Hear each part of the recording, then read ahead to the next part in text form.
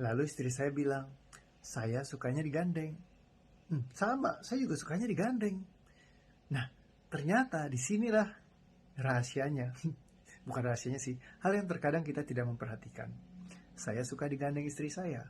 Jadi saya selalu menunggu dan menunggu dan menunggu dan menunggu dan menunggu, tapi istri saya tidak menggandeng saya. Kenapa? Karena ternyata dia juga sangat suka sekali digandeng. Sehingga dia selalu menunggu saya menggandeng, saya menggandeng, saya menggandeng, saya menggandeng. Saya menunggu dia menggandeng saya, dia menunggu saya untuk menggandeng dia. Pada dasarnya kita berdua suka untuk saling bergandengan tangan, untuk saling berpelukan, ya, untuk saling berciuman, ya, dan aktivitas lainnya. Ya, tapi setiap kali kalau misalkan kita selalu menunggu dan menunggu dan menunggu, akhirnya apa yang terjadi? Tidak ada yang memulai. Dalam setiap hubungan, kita boleh saja untuk menunggu orang lain untuk memulai sesuatu. Tapi bisa juga kita yang menginisiat untuk mulai duluan melakukan sesuatu yang kita inginkan. Seringkali hal ini terjadi semisalnya kayak di hubungan antara orang tua dan anak. Seringkali orang tuanya uring-uringan, ya, yang kemarin saya cerita, karena anaknya tidak memperhatikan dia. Nah, atau karena justru karena anaknya melihat dia uring-uringan, jadi anaknya tidak mau memperhatikan dia. Jadi mana duluan gitu.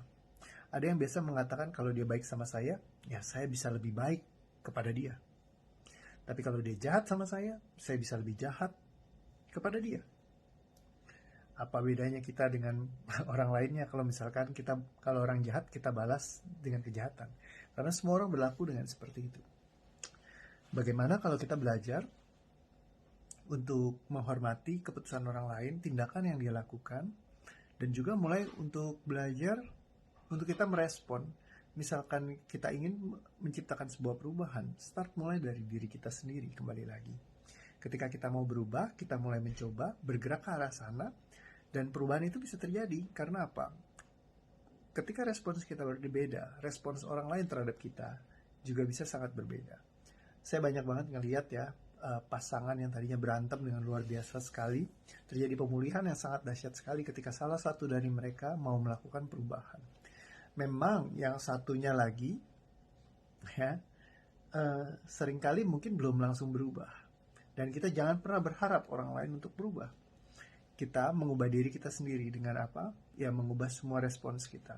Tapi terkadang seringkali seperti ini. Ketika kita mau merubah respons kita, di sini jebakannya. Dan sambil kita masih membawa semua emosi masa lalu kita, yang terjadi adalah secara kalimat kita tidak sinkron dengan hati dan pikiran dan jiwa kita. Dan yang terpancar adalah energi tersebut.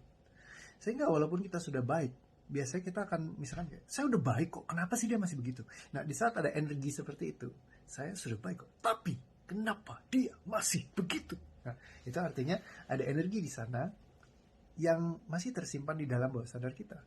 Seringkali ketika berkomunikasi, energi itulah yang terpancar. Karena kita manusia memancarkan yang namanya biophotonical energy, dan energi ini bisa dirasakan oleh orang lain di sekeliling kita. Contoh misalkan kalau seorang anak lagi kuliah di luar negeri misalnya, orang tuanya di sini, ketika anaknya lagi nggak enak badan, orang tuanya ikut resah misalnya.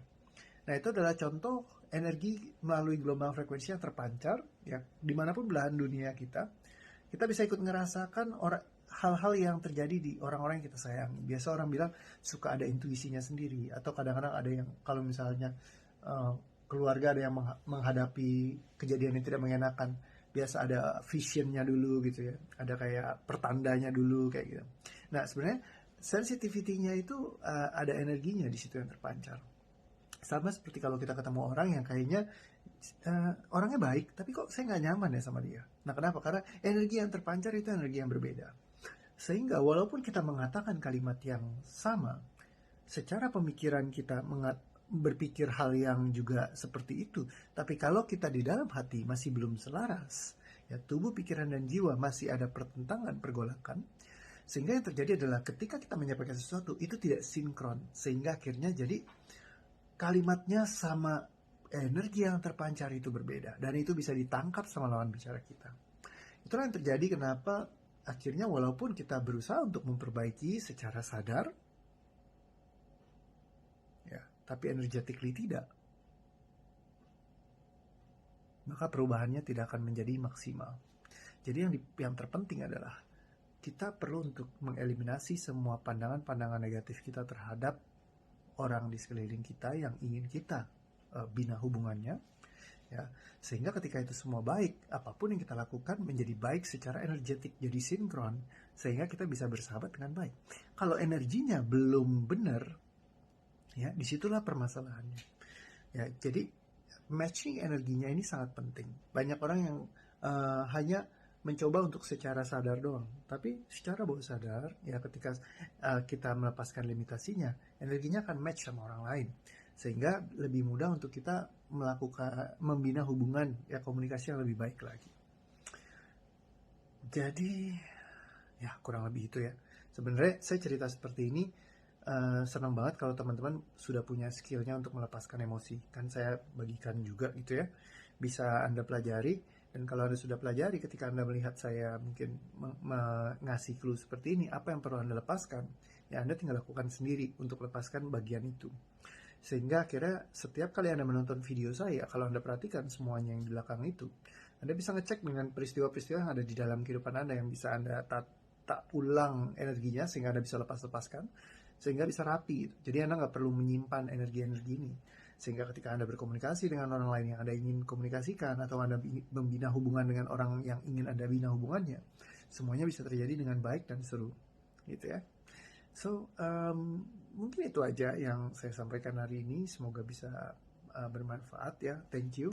Saya coba buat dipendekin dikit videonya. Hopefully Anda lebih asik lagi, seru lagi ya. Dan semoga masih bisa nancep juga pesannya.